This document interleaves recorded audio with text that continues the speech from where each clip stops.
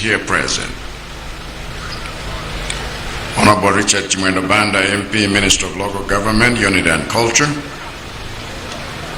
All the cabinet ministers and deputy ministers here present. Madam Colleen Zamba, Secretary of the President and Cabinet, and all the government officials here present. His Lordship Right Reverend Johannes Suzo Nyirenda, Bishop of Mzuzu Diocese, and all the religious leaders here present. Your Majesties, Gwanyama Inkosi Makosi Mbera the Fifth, Inkosi Makosi Roman the Fifth, Paramount Chief Lundu, Paramount Chief Kyungu, Paramount Chief Kawinga, Paramount Chief Chipamaembe, Paramount Chief Kaduya, Your Excellencies, heads of mission here present, all members of Parliament here present, Councillor Morgan Temple, Council Chair from Belwa District, and all the councillors here present, distinguished invited guests, ladies and gentlemen. Amaindia Bambo, Tasukana Malwano Lero, Gata Malawi, Njori Ngachoti Tikumbukire, Amaliatu, Asano Dianai, Omana Damio Yao, Bangosi Andege, the Malawi Defense Force. You may not be like Uno, but 10 June.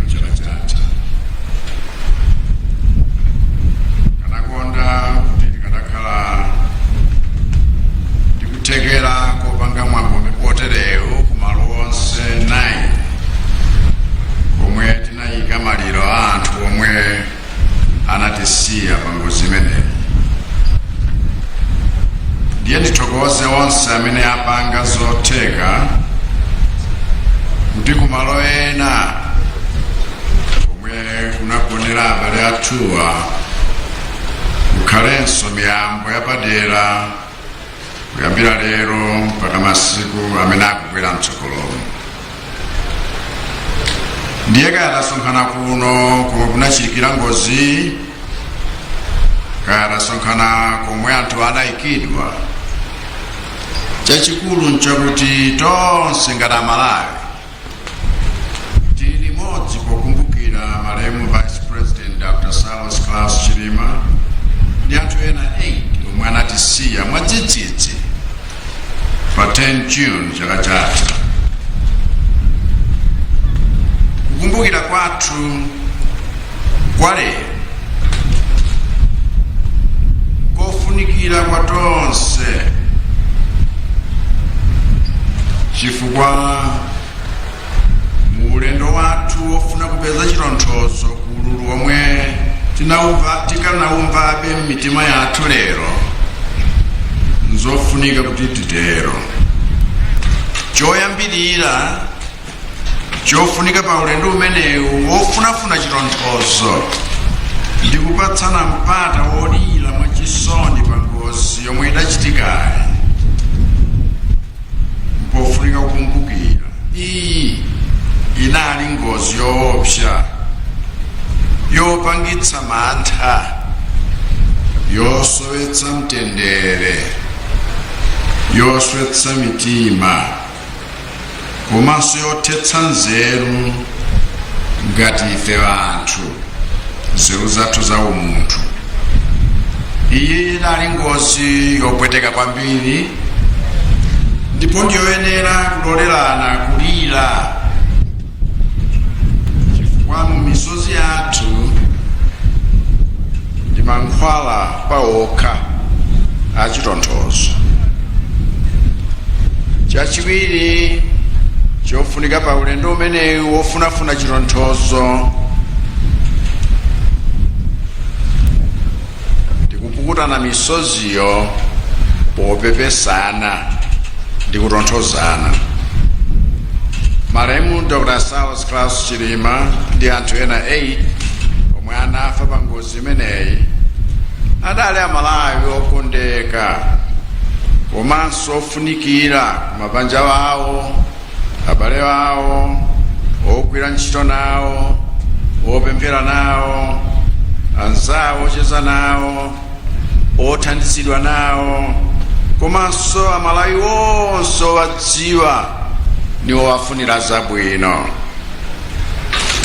Onsewa ndi anthu oti imfayi imawawabe tsiku ndi tsiku, ndipo tonse tiyenera kuchita mbali yathu kuti tonthozane mu njira zosiyanasiyana, chifukwa pa tsiku lomwe ngozi yachitika tinachoka ngati dziko, ndipo tonse tikuyenera kutonthozana chifukwa Mulungu amatiphunzitsa kuti odala aliwo achifundo, chifukwa nawonso adzachitira chifundo.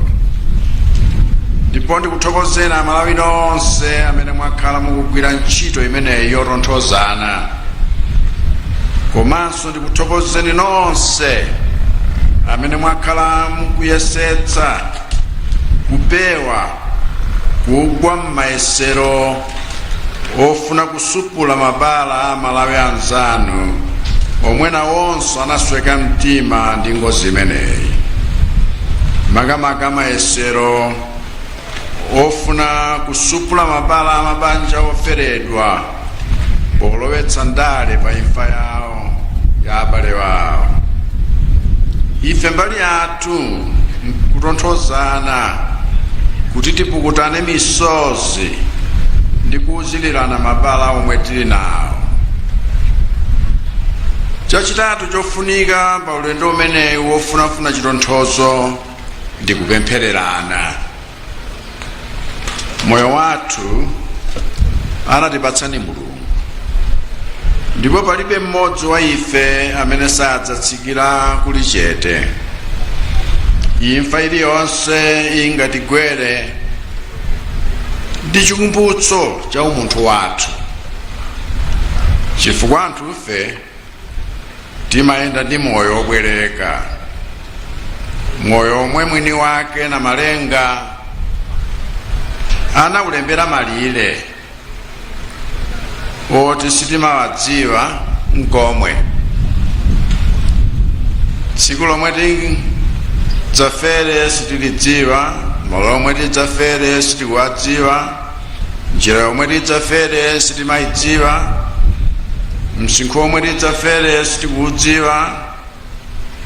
Ndiye imfa ikatigwera nchanzeru kukhala pansi modzichepetsa pamaso a Yehova, nkupemphererana kuti tikhale anthu odziwa kuwerenga masiku athu, anthu ogwiritsa ntchito bwino masiku omwe tili nawo mdziko muno, komanso anthu okhazikika mwa Yesu, chifukwa sikale lomwe tonse nthawi idzakwanira yopuma mpweya wathu wotsiriza, nkusiya zonse pa dziko lino kuti tiyime pamaso pa Mulungu nkupereka ripoti ya moyo wathu. Ndiye nkuthokozeni inu amipingo otilalikira ndi kutipempherera lero kuti tikhale anthu ogwiritsitsa chamuyaya, sati kumangoyendayenda ngati kuti pa dziko pano pali chathu chenicheni, chifukwa zoona zake nzoti wonse omwe timawakonda mdziko muno ndi zonse zomwe tili nazo mdziko muno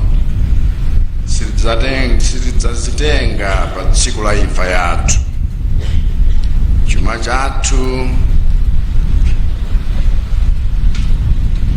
abale athu ndi Mulungu basi. Ndiye mapemphero ngati awa ngofunika kwambiri. Chachinayi chofunika pa ulendowu wofunafuna chitonthozo ndikulemekeza abale amene anatisiya awa. Palibepo olo mmodzi pa anthu amenewa amene anali osafunika. Ambuye Bishop Nyirenda afotokoza bwino za mmodzi wa onsewo. Palibepo mmodzi olo mmodzi yemwe sakuyenera kupatsidwa ulemu woyenerera. Palibepo olo mmodzi yemwe akuyenera kunyozedwa kapena kupeputsidwa. Moyo wa munthu aliyense ni mphatso ya mtengo wapatali. Malemu Dr. Chilima anali munthu wanzeru, wolimbikira ntchito, wokonda dziko lake, wodzipereka kubanja kwake, wolemekeza aliyense pa udindo wake, komanso anali vice president wa Malawi wonse. Ndiye sikulakwa kumulemekeza. Komanso anthu 80 omwe anafera nawo limodzi sakanapezeka mu ndege imeneyi akanakhala kuti adali anthu osafunika kapena opanda phindu.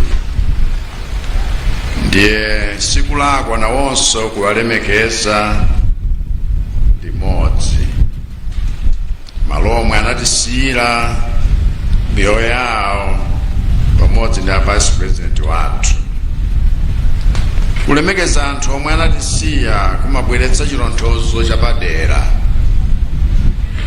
Ndipo mbali imodzi yowalemekeza anthu amenewa nkuonetsetsa kuti mabanja awo omwe anawasiyawo tiwasamalire. Chifukwa chimenecho mabanja onsewa ine ndawayitana paokha kuti ndimve kuti miyoyo yawo ili bwanji, ndipo madandaulo awo onsewo ndawamva. Komanso ICPC nawapatsa mpata kuti kumapeto kwa mwezi uno tsopano madandaulo onsewo awalongosole monga adayambira, chifukwa sindikufuna kuti mabanja oferedwa azikhala okhumudwa ndi zinthu zoti tikuyenera kuchita kuti tiwasamalire. Chifukwa kusamalira mabanja amenewa ni njira imodzi yolemekeza anthu amene anatisiyawa. Komanso malemu a vice president Chilima ni munthu yemwe anali wamkulu mdziko muno. Ndiye ndikoyenera kuwalemekeza mwapadera. Terekwe pa chifukwa chimenecho ineyo ndiye ndasankha kutsimikiza kuti msewu wapamwamba uchatumanga wa 6 lane uja tiutchule dzina la Chilima.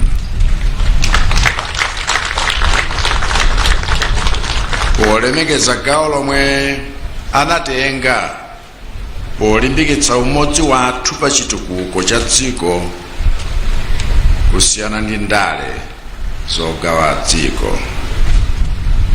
Chotsiriza chofunika pa ulendo wathu ofunafuna chitonthozo ngati dziko ndikutengerapo maphunziro pa zonse zomwe zaonekera poyera kudzera m'malipoti ofufuza zomwe zinapangitsa ngozi imeneyi. Chichitikire ngozi chaka chatha patuluka malipoti atatu.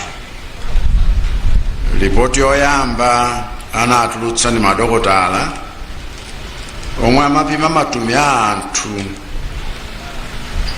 omwe anamwalira mu Juni chaka chatha, omwe anatitsimikizira kuti ngozi imeneyi panalibe amene anapanga survive. Ripoti yachiwiri anatulutsa ndi a Commission of Inquiry mu December chaka chathachi, omwe anafufuza kagwiridwe ka ntchito ama agency osiyanasiyana pa tsiku lomwe ndege inagwa komanso tsiku lomwe inapezeka. Ripoti yachitatu ndi yomwe atulutsa loweruka lapitali investigator aku Germany kufotokoza zomwe zidalakwika mukasamalidwe ndi kayendetsedwe ka ndege imeneyi pa tsiku loti nyengo sinali bwino komanso loti ulendowo sanakonzeredwe bwino mokwanira. Ndiye poti malipoti onsewa atuluka tsopano. Zonsezi ni zinthu zoti ndikuzilingalira tsopano kuti monse momwe munalakwika tikonzemo, chifukwa kupanda kutengerapo phunziro lokoza zinthu pa ngozi imeneyi ndiye kuti sitichita bwino ngati dziko. Ndiye masiku akubwerawa ndifotokoza zonse zomwe titasinthe pogwiritsa ntchito mauphungu amene abwera kudzera malipoti atatu amenewa. Komano kuthokozeni nonse amene mwatengapo gawo kuti malipoti amenewa amalizike munthawi yake, kuphatikizapo ino aboma la ku Germany omwe mwationetsa chikondi pofufuza kuti chinachitika nchiyani kuti ndege imeneyi igwe nkutitengera miyoyo yofunika ngati imeneyi. Nkudziwa kuti chichitikire ngozi imeneyi panetedwa zambiri zosakhala bwino komanso zamabodza, koma nikufuna nikupempheni nonse Amalawi kuti mukhululukirane chifukwa nkhondo simanga mudzi. Komanso ndikufuna ndikuthokozeni Amalawi nonse posankha kuyima limodzi tsiku la lero kuti tonse tilire limodzi.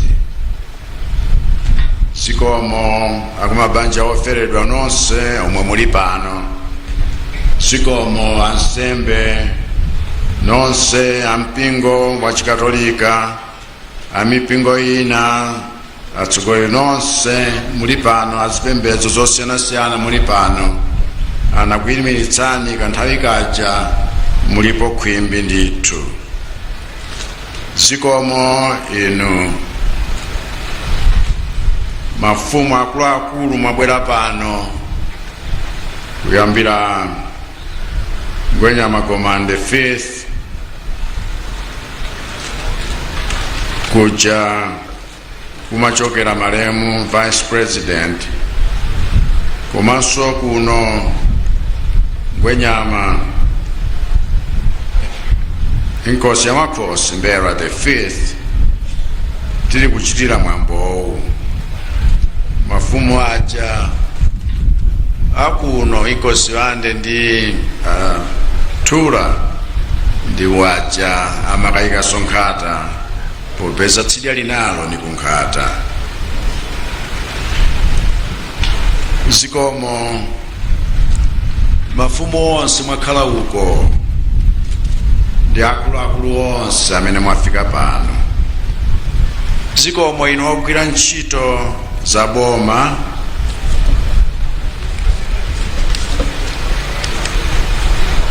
amene muli pano ndipo mwadzipereka chifukwa cha zimene munayenera kuti muchite nkuonetsetsa kuti zinthu zikhale m'malo mwake. Koma koposaposatu nithokoze mwapadera inu President wa UDF atupere muluzi